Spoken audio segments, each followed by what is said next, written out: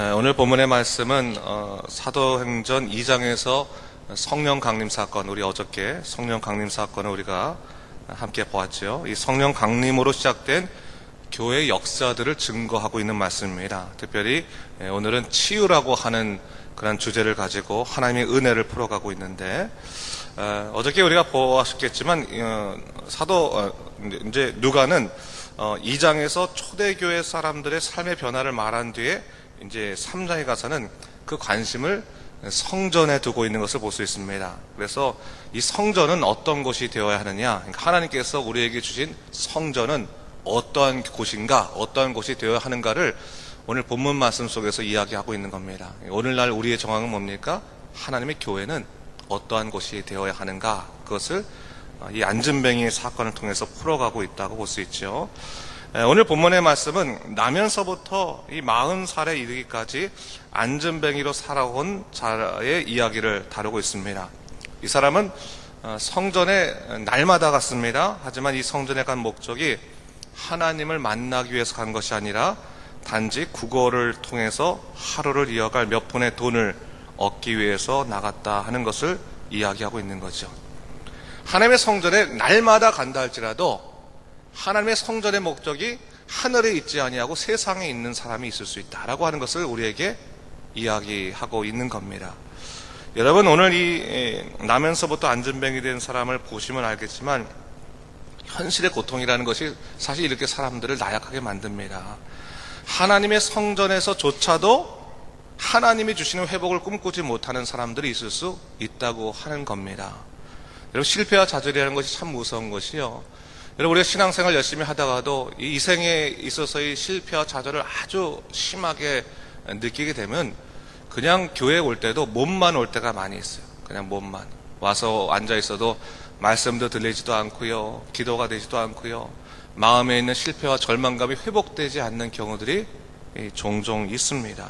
어떻게 보면 이 사람은 나면서부터 안진뱅이로 살았기 때문에 자기에게는 하나님의 은혜가 온다고 생각지도 못했던 것 같아요. 여러분, 가끔 우리가 지나치게 어렵거나 고통스러우면요, 이런 생각할 때가 있습니다. 다른 사람들이 기도 응답 받아가지고 참 하나님의 은혜에 감사하고 있을 때 저 사람은 하나님의 은혜를 받을 수 있는 기회도 있고 또한 능력도 있고 자격도 있다. 하지만 나한테는 하나님의 은혜가 오지 않을 거다라고 하는 부정적인 믿음을 가지게 될 때가 있어요. 일이 자꾸 안 풀리면, 기도할 때마다 응답도 안 되고 또 모든 마음의 절망감이 확 사로잡히고 나면 그럴 때가 있습니다. 어떻게 보면 이 안진뱅이는 절망에 익숙한 사람인 거예요. 절망에. 그래서 하나님의 성전 앞에 있음에도 불구하고 그는 하나님으로부터 은혜를 사모하지 못하고 그저 사람들이 지나가면서 한 푼의 돈을 주면 그거 갖고 오늘 하루를 사는 것, 그것만이 삶의 목적이었을 것이다 라고 볼 수 있겠습니다. 근데 오늘 이 사람이 이 40년의 인생에 있어서 가장 중요한 하나의 획기적인 사건을 맞이하게 되는 거죠. 뭡니까? 하나님으로부터 오는 회복. 예수의 이름으로 선포되는 인생의 회복이 그에게 지금 선포되고 있다. 인생의 전환점이다라고 하는 거예요. 40년 동안 자기 자신은 행운이 없는 삶이다, 복이 없는 삶이다라고 생각했던 사람이 이 40년에 이 오늘 완전히 인생이 바뀌어서 은혜의 인생이 되고 축복의 인생이 되었다고 하는 것을 선포하는 거예요. 누구의 이름으로? 예수의 이름으로. 예수의 이름으로. 여러분, 우리는 예수의 이름으로 우리 인생이 완전히 뒤바뀌는 겁니다. 다른 것에 있지 않는 거예요. 오늘 본문에서 얘기하는 건 이 교회의 이 태생이 성령께서 오셔서 예수 이름을 우리 삶 가운데 강하게 새겨주시는 것인데, 역사해 주시는 것인데, 예수 이름이 성령으로 선포될 때 우리 삶을 완전히 뒤바뀌어 버린다라고 하는 것을 선포하고 있는 것이 오늘 본문의 말씀이다라고 볼 수 있어요. 자, 오늘 본문을 보니까요, 베드로와 요한이 기도하러 성전에 올라갈 때 이 구거라는 사람이 이 사도 요한, 베드로와 사도 요한에게 또 이 구거를 하는 것을 볼 수 있죠. 그때 4절을 보니까 베드로와 요한이 이렇게 이제 성경은 말하고 있죠. 베드로와 요한으로 더불어 주목하여 이르되, 성경이 이렇게 기록하고 있습니다. 자, 이 부분에 대해서요, 여러분 잘 아시는 종교개혁자 칼뱅이 이걸 이렇게 주석을 했습니다. 어떻게 주석했냐면, 내재하시는 성령의 지도와 그 역사하심을 따라 행동하던 사도들이 불쌍한 안전뱅이의 구걸을 받자 자신들 안에서 역사하시는 성령의 특별한 감동에 의해서 그를 주목하는 행동을 취한 것이다 라고 말하고 있어요. 여기서 주목하다라고 하는 것은 그냥 눈을 이렇게 돌려서 보는 것을 주목하는 것이 아니라 목적을 가지고 볼 때 쓰는 헬라어가 사용되고 있어요. 그러니까 그 전에는 사실은 이 사람이 40년 동안 앉아있으면 베드로와 요한이 이 사람을 한 번도 못 봤겠습니까? 그렇죠? 아마 많이 본 사람이었을 거예요. 왔다 갔다 하는데 그 전까지는 이 사람을 한 번도 주목하여 본 적이 없어요. 근데 오늘 베드로와 요한이 그 옆을 지나가는데 성령께서 갑자기 그의 마음속에서 이 사람을 주목하여 보게 하셨다고 하는 거예요. 주목하게 보여서. 그걸 오늘 성경이 얘기하고 있는 겁니다. 성령이 그들의 마음을 이끄셨다라고 하는 것이죠. 여러분, 예수를 믿는 사람들, 예수님의 사람들에 있어서의 가장 중요한 핵심은 뭐냐면 성령에 따라 살아가는 겁니다. 성령이 마음을 주장하시고 성령이 사람을 보게 하시고 성령이 역사하게 하시고 성령이 이루는 능력을 체험케 하시고 성령에 따라 사는 삶, 그것이 바로 예수 믿는 사람의 특징이라고 하는 거예요. 오늘 베드로와 요한이 성령 충만하게 되었을 때 그의 삶이 달라졌다는 거예요. 이 가난한 사람들을 볼 때, 특별히 40년간 안전뱅이로 사는 사람을 볼 때 그의 마음이 달랐다, 주목하게 되었다라고 하는 것을 볼 수가 있죠. 주목할 때 사실은 이 안전뱅이는 무엇을 기대했겠습니까? 야, 이 사람이 나에게 뭔가 한 푼 주겠구나, 무언가 세상 것을 주겠구나, 무엇을 얻을까 다시 바라보게 되는 것을 볼 수가 있죠. 무엇을 원했겠습니까? 은과 금을 원했겠죠. 오늘 살아갈 수 있는 한 푼의 양식을 구했을 것입니다. 그때 오늘 본문의 6절 말씀에 아주 중요한 말씀이 나오는데 이 말씀 6절 말씀 함께 읽도록 하겠습니다. 베드로가 이르되 은과 금은 내게 없거니와 내게 있는 이것을 내게 주노니 낫사렛 예수 그리스도의 이름으로 일어나 걸으라 하고. 사도 베드로와 요한에게 성령의 온전한 역사가 있게 되었을 때, 성령 충만하게 되었을 때 그들이 갖고 있는 생각들이 완전히 뒤바뀌게 되는데 세상과 같이 더불어서 대화하는 방식도 달라졌다고 하는 것을 볼 수가 있는 거예요. 자, 세상을 향해서 무엇을 말합니까? 이 가난한 그 안전뱅이에 뭘 말합니까? 은과 금은 내게 없다. 사실 이것은 세상과 대화하는 방식의 첫 번째 단어로 끝나는 단어예요. 그러면 우리가 어디 갈 때 가난한 사람이나 구걸한 사람 만나게 되면 내 수중에 돈이 없으면 한 푼 주세요라고 하면 나 돈 없어요 하고 거기서 대화가 끝나잖아요. 그리고 가는 게 세상 사람들인 거예요. 세상의 방식인 거예요. 있으면 주는 거고 없으면 못 주는 것이 세상 방식 아니겠습니까? 근데 성령이 역사하셔서 그를 완전히 인생을 바꾸시니까 거기서 끝이 아닌 거예요. 은과 금은 내게 없지만 없거니와 내게 있는 이것을 내게 준다. 그러니까 은과 금이나 상대가 할 수 없는 놀라운 것을 내가 갖고 있는데 그것을 내게 주겠다.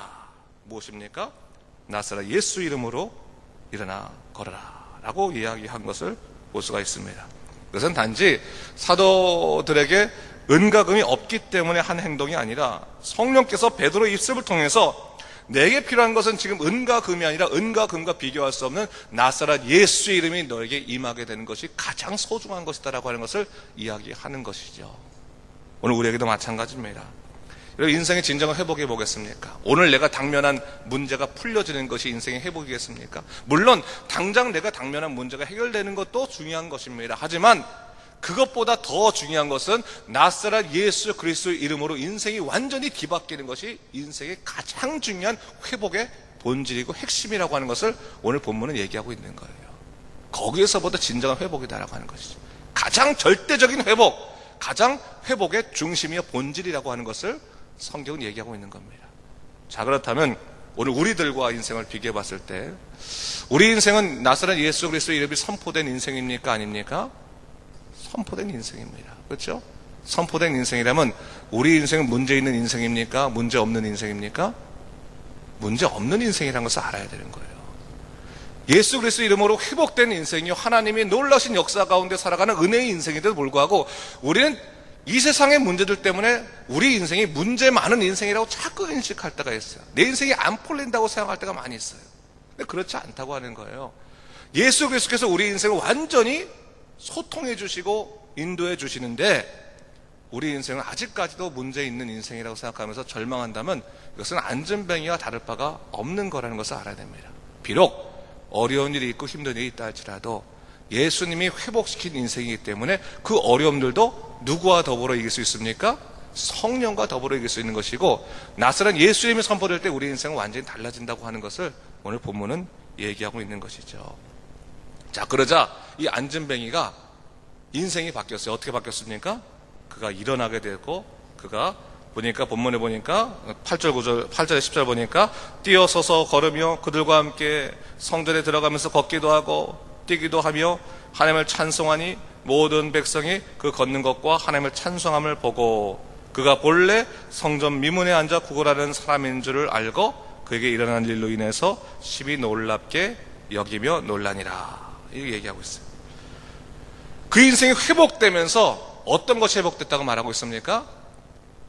그가 원래 성전에서 그가 누려야 될 삶이 회복된 것을 볼 수 있어요. 그게 뭡니까? 하나님을 찬미하는 삶, 예배자의 삶이 회복되었다고 하는 것을 성경은 얘기하고 있는 거예요.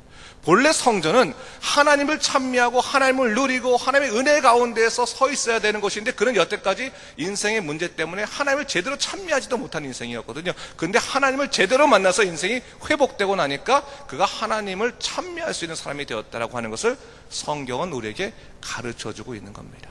이게 절대적인 회복이요, 가장 놀라운 회복이라는 것을 이야기하고 있는 것이죠. 여러분, 우리가요 인생에 문제가 생기면 예배가 무너지게 돼 있어요.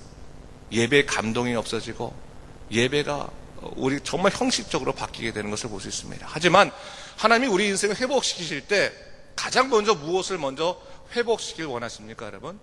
인생에 있는 물질의 문제, 건강의 문제, 자녀의 문제, 그런 문제도 되게 중요하지만 여러분, 가장 중요한 핵심 포인트는 뭡니까? 우리가 예배가 회복될 때, 하나님과 관계가 회복될 때 우리의 모든 다른 인생의 문제도 회복된다고 하는 것을 우리가 믿을 수 있어야 되는 거예요. 여러분, 우리가 예배 가운데서 회복의 근거를 찾는 것이 얼마나 중요한 것인가를 이야기하고 있지요. 자, 그렇다면 우리가 다시 1절로 돌아가서 성전은 어떤 곳이 되어야 하는가? 오늘 본문 1절에 보니까 성전은 어떤 곳이 되어야 됩니까? 기도하는 곳이 되어야 한다.